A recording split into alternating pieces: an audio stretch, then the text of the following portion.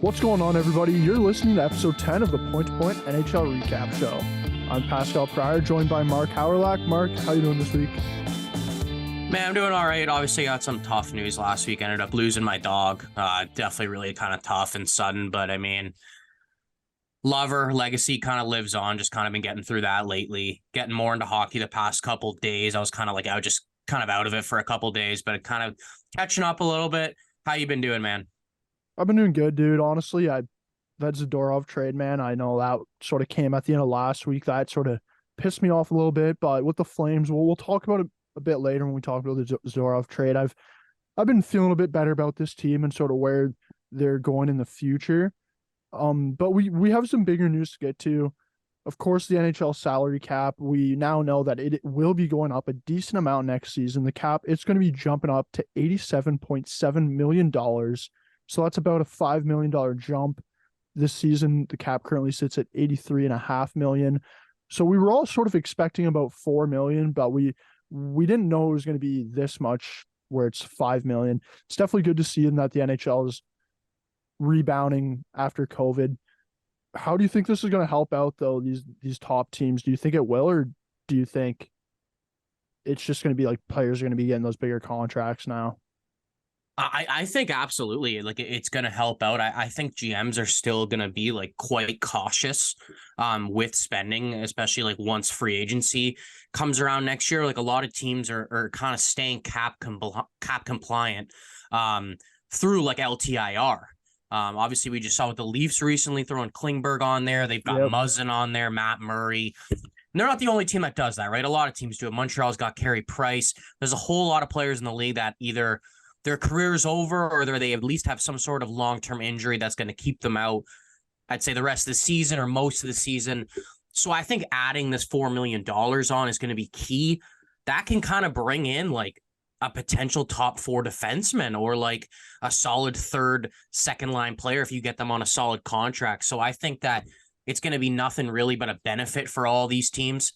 To be quite honest, it's nice to see that it's going up. Obviously, a lot of teams haven't been able to spend the way they wanted because of COVID and the revenues and stuff like that. But it's nice to see it going in the right direction now. And hopefully it continues to increase like just past this offseason.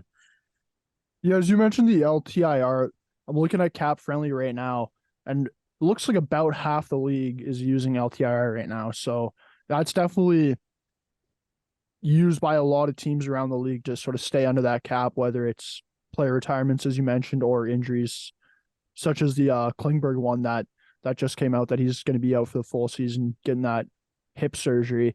There's pretty cool news out of Boston today. For those of you listening, it's currently Thursday, December 7th right now. So Jeremy Swayman, he's not dressing for tonight's game as he's sort of under the weather. You know who's dressing as the E-Bug, Mark? Have you seen this or no? I did see Tuukka Rask. Tuukka Rask. You know who else apparently is at the practice ready to come out of retirement? As I mentioned last week, Patrice Bergeron, he's coming out, man. Him and Tuukka coming back. Oh, they're both there. I didn't see anything about Bergeron. No, I'm a little bit confused with the Rask thing, though, man, because I thought I heard a rule recently that an E-Bug like can't be like any sort of like professional like athlete. So like I don't know if he's just the E-Bug at practice. Like I don't know if he's gonna be like the backup at the game, because I'm pretty sure I heard that like you can't be able to be paid in any sense to like play hockey to be like qualified as an E-Bug. So I don't think he's like the actual E-Bug for the game, to be honest, but I think he's like just going out there to practice today. But I don't know, I could be wrong, to be honest, but that's what I heard. It'd be sick if he made an appearance, not gonna lie.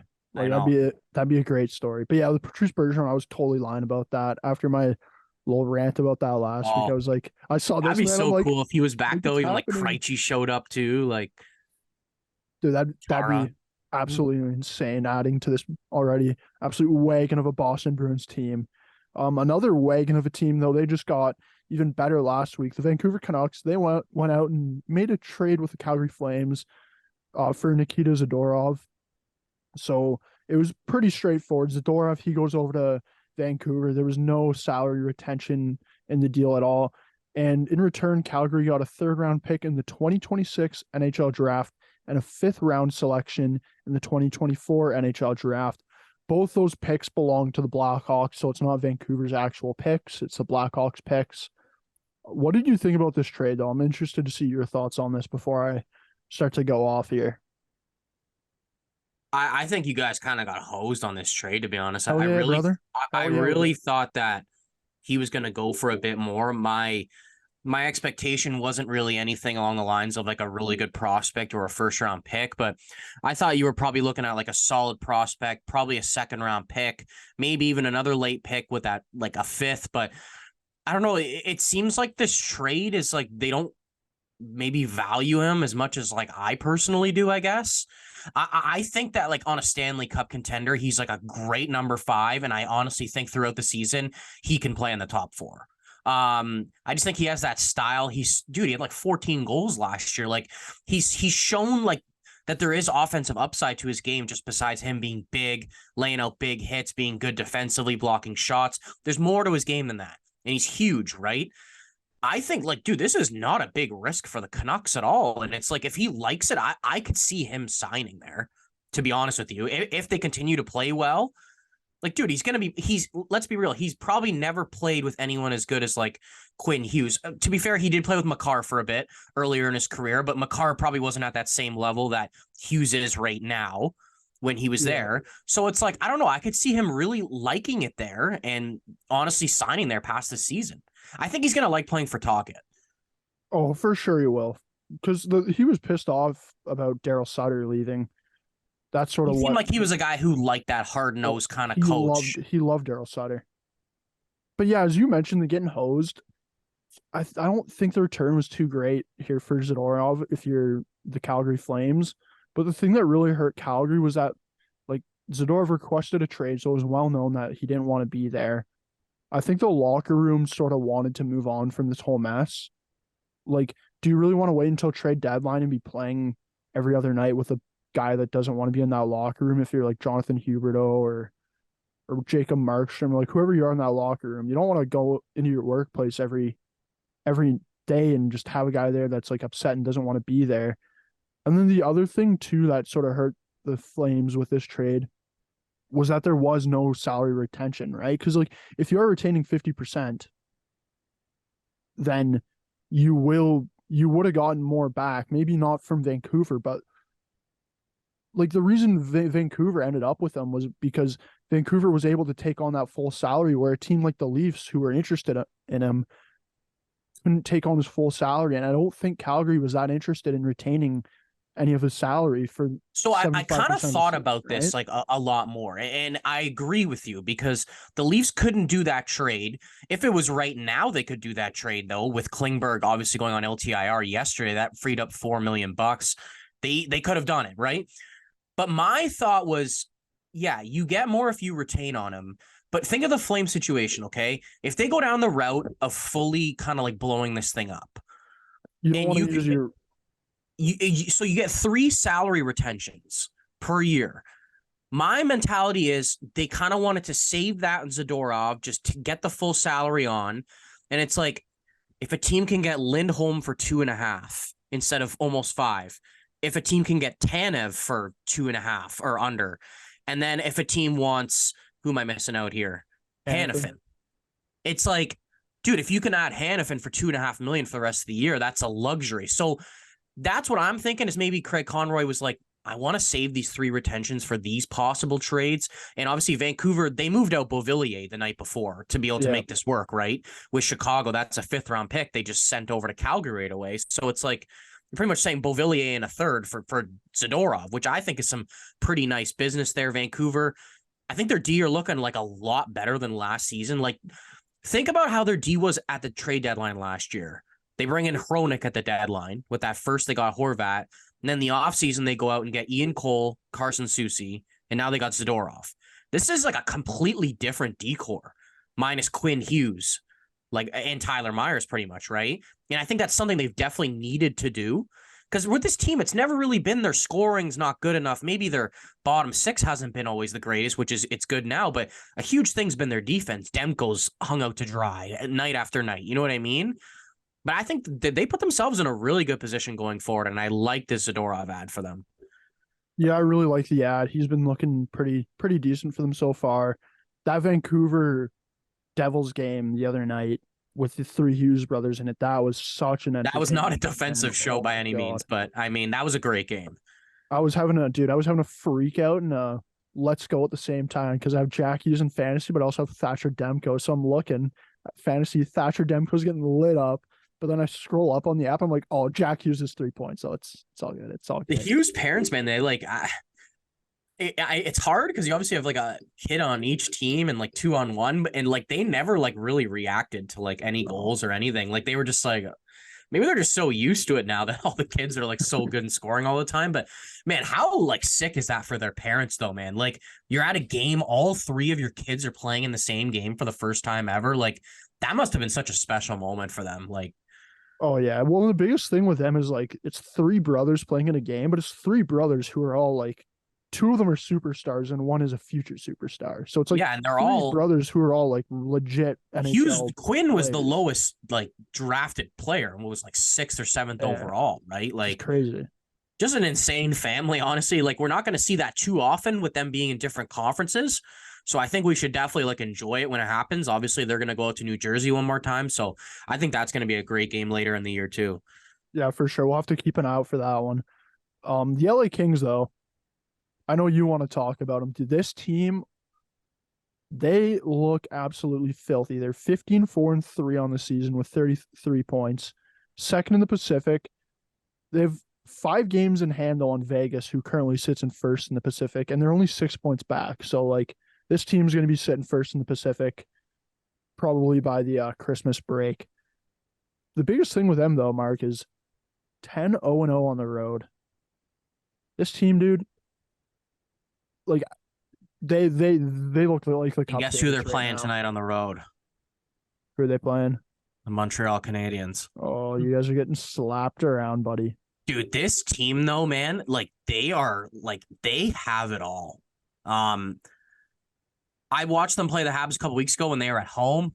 They just completely shut them down, limited them to like 19 shots, 4-0 win. I think the biggest thing with this team is they have some players that are like on the verge of elite. That I don't know if you consider them having like superstars on their team, but they have 5 players on their team with 18 plus points in 22 games. And they have 9 guys that have 11 plus points in 22 games. And the funniest thing of it all, dude, is their biggest offseason acquisition, Pierre-Luc Dubois, is sitting at half a point a game with 11 points in 22 games. He's been kind of struggling, man. He's not playing that well. But the biggest thing with this team, dude, is like Trevor Moore and Quinton Byfield have taken a step. Man, are the Leafs kicking themselves in the face right now with that Trevor Moore? Dude, so he signed an extension last year, 5-year deal, just over $4 million a year. This guy's from LA, probably loves playing there. A lot of people criticize this contract. They say, what are you doing? We've already got these like middle six type players. Dude, this guy's got 12 goals in 21 games and 21 points. He's at 0.95 points per game. Meanwhile, last year, he had 29 points in 59 games, sitting at under half a point a game. So he's been a huge improvement this year, playing in that top 6. And I think the best thing out of it all, dude, is like Quinton Byfield. Like a lot of people started like kind of writing this guy off a little bit. He's taken longer to develop than usual. 2nd overall pick. He's got 18 points in 22 games, and last year he had 22 and 53 in total. Already surpassed his career high in goals this year, and their goaltending's been fantastic, man.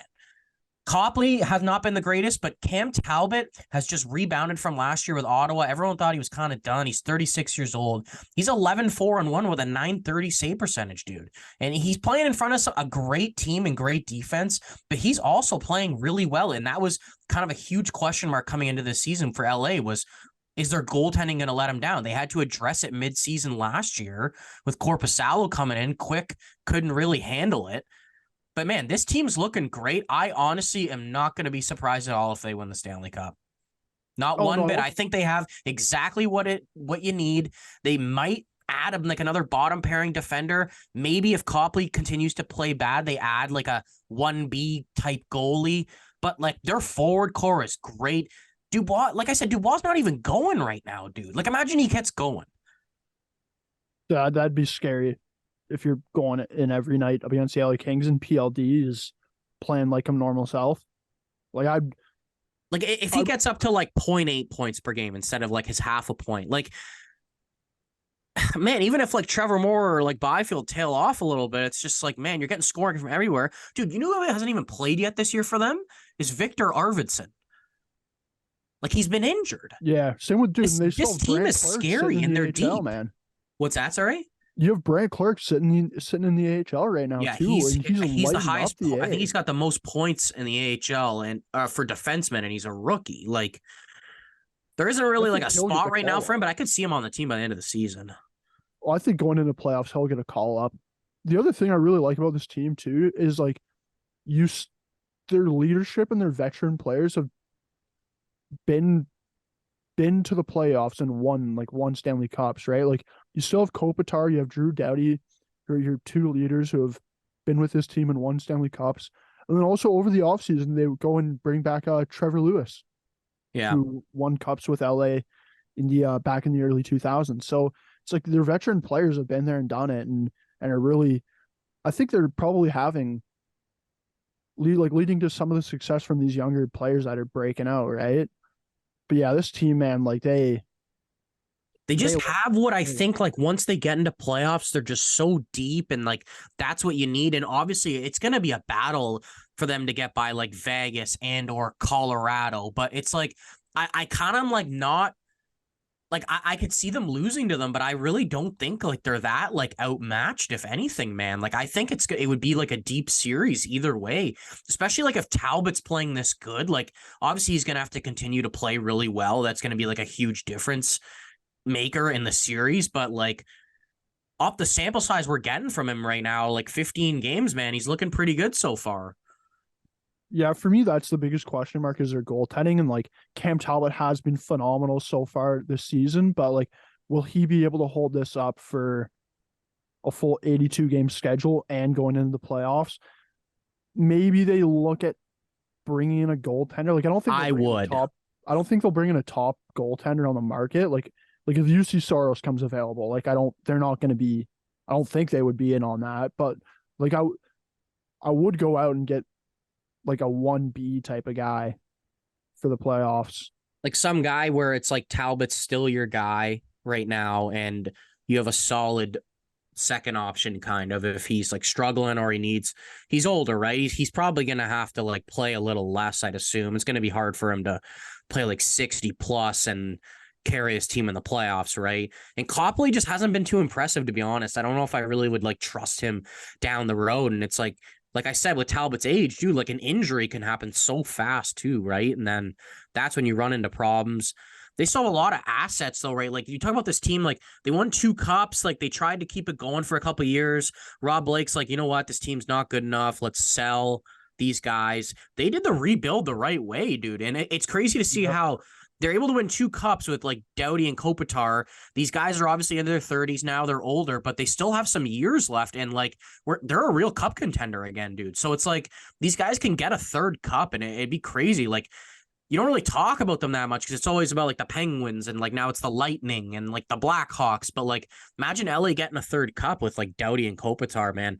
I would cheer for it, honestly. I like the LA Kings a lot. Yeah, I'd love to see it. And a goaltender quickly that's coming to my mind that maybe LA could look into would be Dan Vladar from the Flames, because Dustin Wolf, he's gotten called up now with Jacob Markstrom's injury. And Dustin Wolf, when he got put in the game the other night when Vladar got pulled, man, like he made some nice saves. Dude, the Saddle Dome though, like I think that's the loudest it's been all year.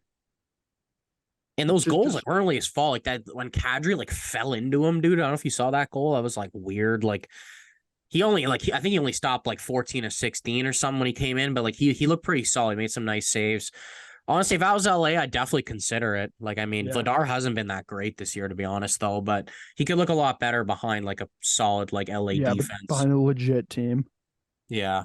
But yeah, because Dustin Wolf, he's starting in the game tonight, and I'm thinking at some point here he's gonna have to be fully called up to the NHL. Especially if he outplays Vladar in this period where like Markstrom's out too. It's like, man, like what are you doing sending this guy back down? You want to move on from somebody there. We got to talk about my favorite Eastern Conference team. It's the New Jersey Devils. Bit of a slow start to the season. 12, 10, and 1 right now, 25 points. They're only 3 points out of that second wild card spot though, so like it's easily manageable for them. Do you think Lindy Ruff could be sort of on the hot seat here though if the Devils don't really start to turn things around? Honestly, man, I think like not really. Like maybe if it's like near the end of this, like closer to the end of the season, and they're kind of out of it still or not consistently playing well, then maybe. But I don't think like I couldn't really see him being gone before like February. Like I think he's got a pretty like long leash as of right now, to be honest. Just because like how they did last year, he was able to turn it around. I don't know, man. I think there's just like some flaws in their game. Like, man, over the past couple of weeks, like they've probably been getting like some of the worst goaltending in the NHL. And it It's been seems like a trend with the like, dude, Evason's fired. Their goalies are bad. Woodcroft's fired. Edmonton's goalies are bad. Like, we're talking about New Jersey now. Like, Vanacek's been like one of the worst goalies in the league lately. And it sucks because coaches are just kind of like the easy scapegoat in all this. I think New Jersey's really got to look for a goaltender, though. Like, I don't really think Vanacek's the answer. Like, especially going into playoffs. They had trouble with that last year, too, right? I think they got to be looking somewhere for somebody, to be honest, because I just don't see them going really far with like Vanacek and Schmid. I don't see it. If I was the Devils, dude, I'd be all in on UC Saros if I can get him. I thought Hellebuck was going to be a great spot for like Hellebuck to land in New Jersey if he didn't go back to Winnipeg. So like I could see Saros like really working out there too. Because if you're the Devils, you can give up Simone Nemec. Like he was a second overall pick in the Slafkovsky draft, right? It's like if you can give that up in a first for UC Saros, like I think I don't know if they want to move on from that kid though. Yeah, I just don't see a spot for him really going forward because like you have Drew Doughty, you have Luke Hughes. You mean Dougie Hamilton? Doughty, yeah, Dougie Hamilton. Pardon me. Although Dougie Hamilton is injured right now, but it's like their defensive core is already pretty solidified, even though he just got called up. Like I don't know, that is a guy that like you could use as an asset to go out and get like a true superstar goalie if like one does come available on the market. But yeah, for the Lindy Ruff situation, like I don't really think he's on the hot seat right now. They just signed him to an extension in the offseason. So it's like you're not gonna fire him 3 months after you sign him to the extension, right? But it's like if this team ends up missing the playoffs or you're not in a playoff position by the trade deadline, maybe at that point you do go out and fire him just to get the boys rolling. But I wouldn't be too worried about this team. Like they're only 3 points out of a wild card spot. They have the best power play in the league right now. That's what I think's just gonna like get them over the edge, man. Yeah. I think if they, especially if they're like top 3 in the league in power play percentage by the end of the season, I have a hard time seeing them missing the playoffs. I don't see it. I think they're gonna get in. Maybe they don't finish as high in the standings as we think, but I think they're gonna be good enough to get in. I would just look to address that goalie situation. And I think Lindy Ruff's fine, at least for right now. Yeah, the other thing with this team too is they were missing their top 2 centers for a couple weeks here after the season started, right? So it's like that's a big loss. And like since Jack Hughes' return, he's 11 points in his last 5 games. So like he's picking right back up where he started off this season. I wouldn't be. Yeah, it's like he didn't skip a beat, man. Yeah, I wouldn't be worried with this team, but they do have to figure out their goaltending for sure. The thing that one last thing I'll say about them though, it's going to be an interesting stretch though with Dougie Hamilton being out. I forget exactly what the injury was. I think it was some sort like maybe his groin or something like that. He tore something, so he's out. I think a minimum 2 months. I'm just really curious to see, dude, like what Luke Hughes is able to do now with Dougie being out. Luke Hughes is going to be like guaranteed first power play minutes. You know what I mean? So curious to see like what his production is. It going to go up? Is it going to stay the same? Their power play is really good, right? So we could see Luke Hughes finishing with like a lot of points this year. I think, to be honest, I think he's going to definitely be in like the final Calder voting for sure in the top 3. So for the Dougie Hamilton injury you mentioned, he's out with, and he had surgery on a torn left pectoral muscle. I have no clue what that muscle is. I'm guessing it's your pec, but I think so. So I thought I read that it's like a minimum 2-month recovery, but it could be longer. Yeah. But I'm not really too sure. But it's a good stretch of time, right? Like Luke Hughes is going to step up now. He's playing that first power play, probably a solidified like top pairing minutes, I'd say, to be honest, right? So we'll see how he does. He's a rookie still, so he could go through some growing pains, but at least he's got his brother there, man. I think that just helps so much. Like, Oh, for sure. because even though like Jack, like think how good he is, man. Like he showed a lot of like promise his first couple years, like without like the point production kind of. It was like, wow, this guy's playing really good, but he doesn't like his stats don't show it. And then he just kind of exploded. So I think that's really going to help him a lot with the ups and downs. Yeah, it's crazy with Jack Hughes. He's still not a point per game player.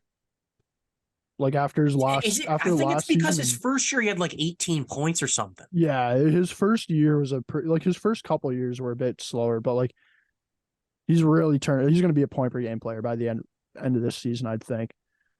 A division rival of the New Jersey Devils. They're not looking too hot right now either.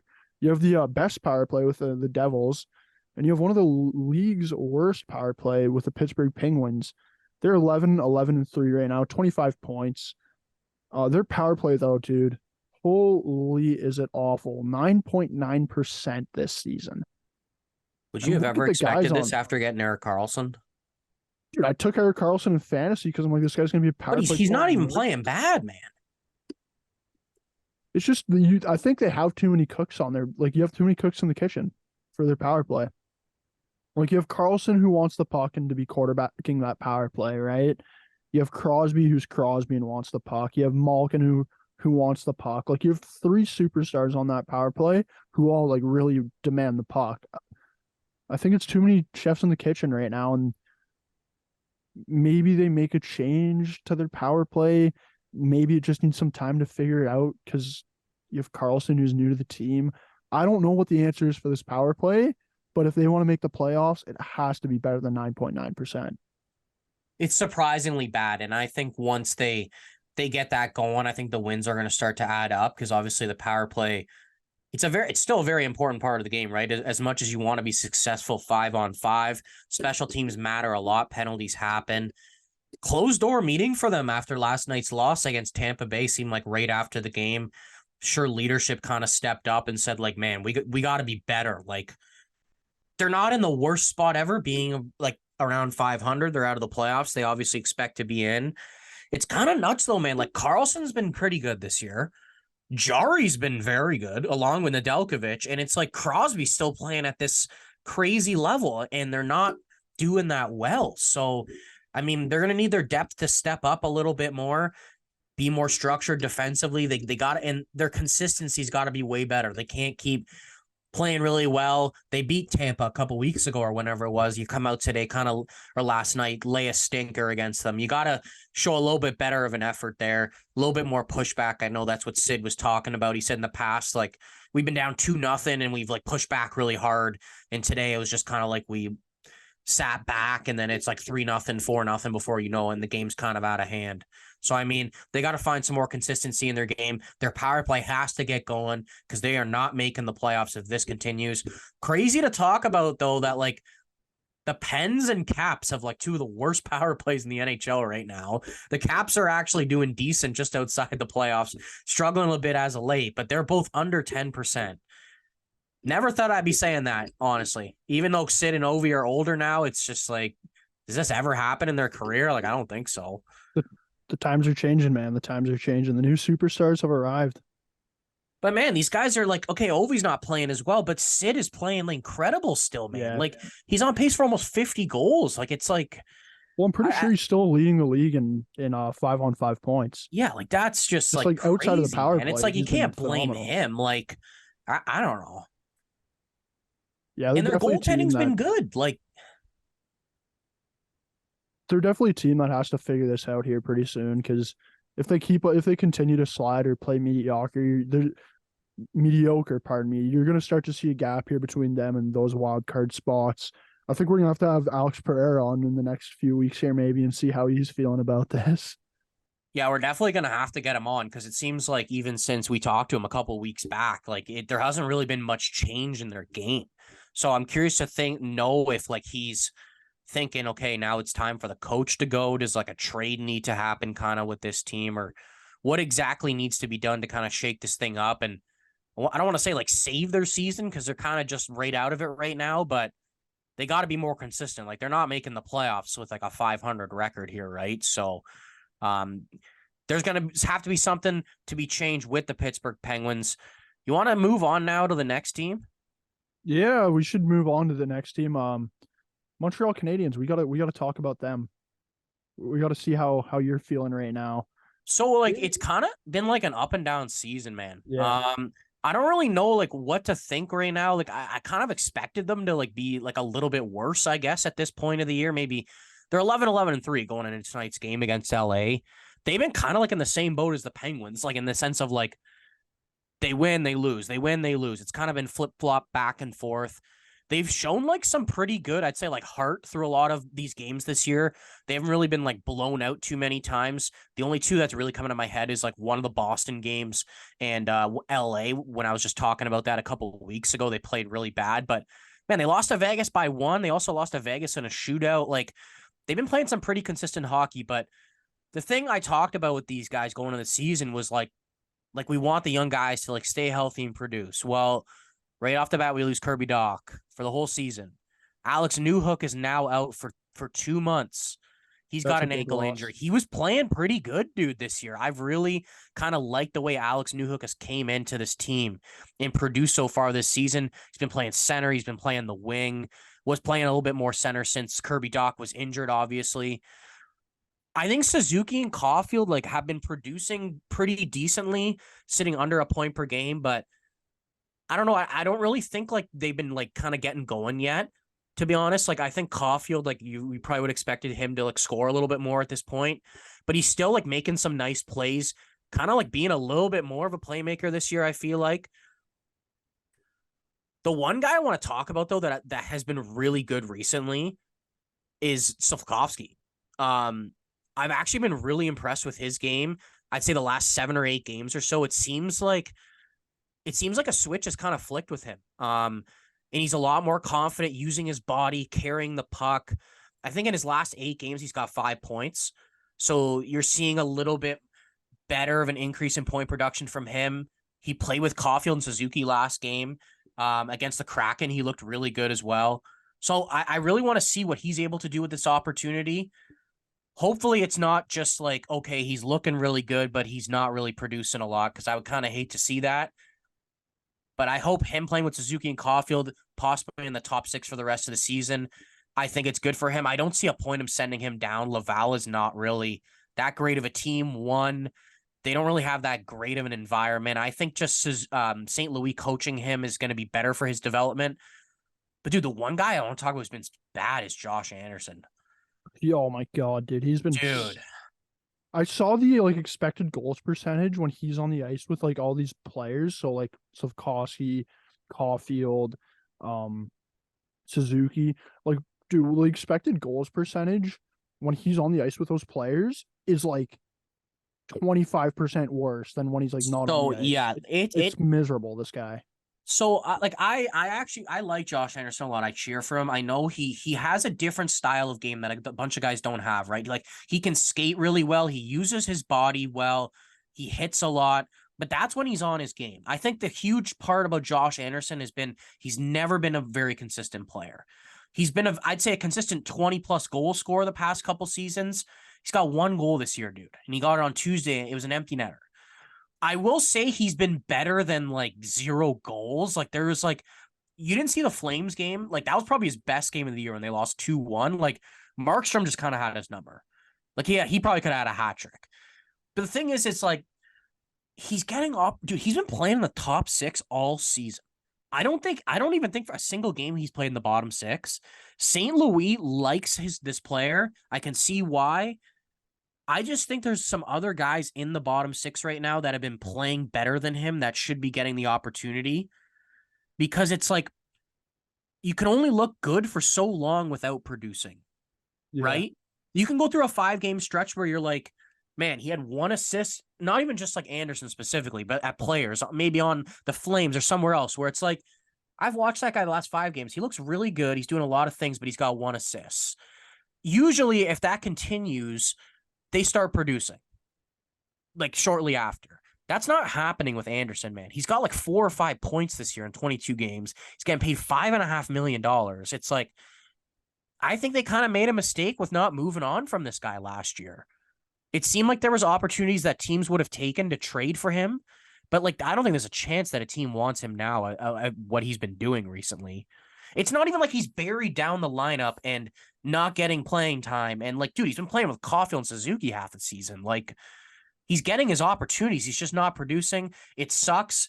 To be honest, he's been a complete professional about it. He knows he's struggling. He's not making any excuses. He's still fighting out there, but it's like, man, I think he's got to like sit in the press box for a game or two. Just maybe something about like seeing the game from up above for a couple games like could help him. You know what I Yeah, just a mean? refresh of the mindset as well. Like And I think that's he's fine at definitely this in his own point. head right now. Yeah, like I want to see that 20 plus goal Josh Anderson that's physical and like a difference maker out there. You know what I mean? And then we have not seen that this year at all. Another guy I want to ask you about with the Montreal Canadiens is Sam Montembeault because December Glad you 1st, asked. he signed a 3-year deal worth 9.45 million. It's cap hit of just over $3 million a year. Like to me, this guy's not the answer for your goaltending. But it's not a big contract though. But how do you feel about that? So I will be honest, dude. So the way I've kind of like evaluated Montreal's goaltending recently, it's like we haven't had Carey Price now for 3 years. All my fandom growing up, we've had this elite goaltender who has kind of saved, not kind of, has saved us in a bunch of different scenarios, a bunch of different seasons, and you lose him. His career's over. He's injured. And it's kind of like you got to like your expectations got to be a little bit less now with different guys coming in. So that first year without him, they were the worst team in the NHL. They ended up getting the first overall pick. That year, they picked up Montembeault off waivers because Price wasn't, at least they thought, ready to play. Montembeault was awful that year. And Jake Allen was pretty solid, actually. Kept them in a lot of games. I wasn't too happy with Montembeault. I was just like, I don't know if they should keep this guy. Last year, it was kind of vice versa. Jake Allen really struggled. Sam Montembeault was pretty solid, sitting at just over a 900 save percentage. Not a great team, bottom 5 team in the league. It's looking pretty good. This year, I kind of go in with an open mind. It's like either guy's net, kind of flip flop the last 2 years. Montembeault's been really good, dude. I'm not going to lie to you. Going into last game, he had the highest 5-on-5 save percentage in the NHL. The Habs PK hasn't been too great this year. It seems like that's where he's letting in a lot of his goals. Do I think he's going to take this team to the Stanley Cup? No. But I think that he's kind of turning into their starting goalie recently. And he's been playing really well. He's got a 913 save percentage this year. He's 6-3 on not a great team. I kind of like this extension. I think he completely deserves it. I honestly think Edmonton really wanted him and they couldn't figure out a trade, and now he's staying. He's a French-born guy. I know that really shouldn't matter, but it's nice to see. Like, they got this guy off waivers, man. Like, they Yeah. didn't give up anything for him. I totally think this means that Jake Allen's out the door. Because Primo's been half decent, and I don't think they want to trade him yet because he's younger. Allen's been kind of recently after starting really well. I do agree that I don't know if he's like the answer for this team, but I think that he could be part of the solution of like this kind of future tandem that's been going on in the NHL. And Yeah, it's I'm gonna not a big follow. number, 3.15. Like it's Yeah, not that it's big. And he's playing pretty good, dude. Like, I don't think it's a bad contract at all. especially with the cap going up now. It's going to go up next season and the season after. Like it's not that risky of a contract. I don't think. I have a follow up though. So like at last year's draft, it was rumored that Barry Trotz was interested in getting your guys' fourth overall pick, right? And apparently one of the assets coming back to Montreal in that like deal would have been Askarov, the their goalie prospect in the AHL is a top 5 goalie prospect in all of hockey right now. Like if you could rate at this moment, would you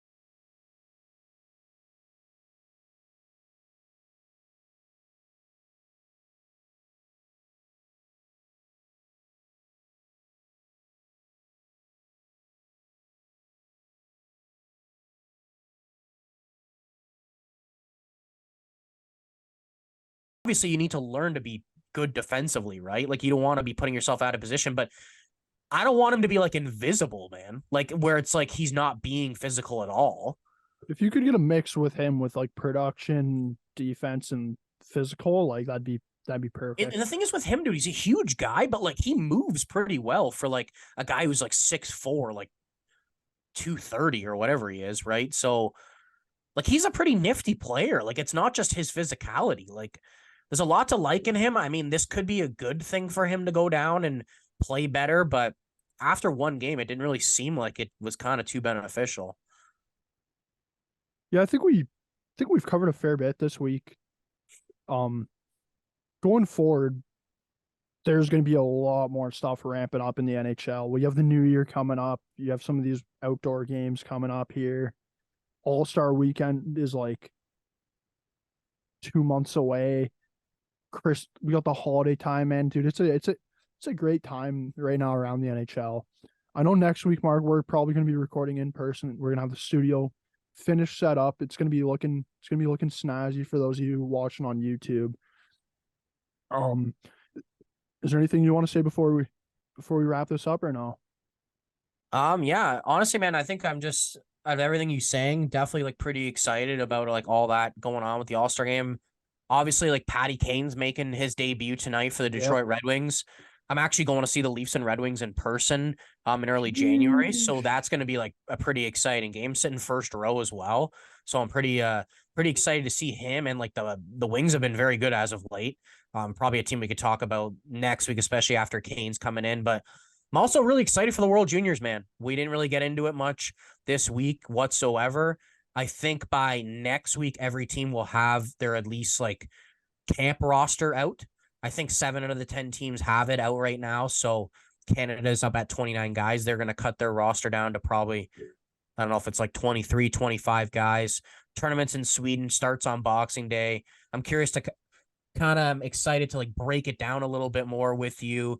Maybe we'll bring on Farzy to kind of break that down. Obviously, a lot of players from the OHL taking part in that tournament, so he's going to have a ton of knowledge on that.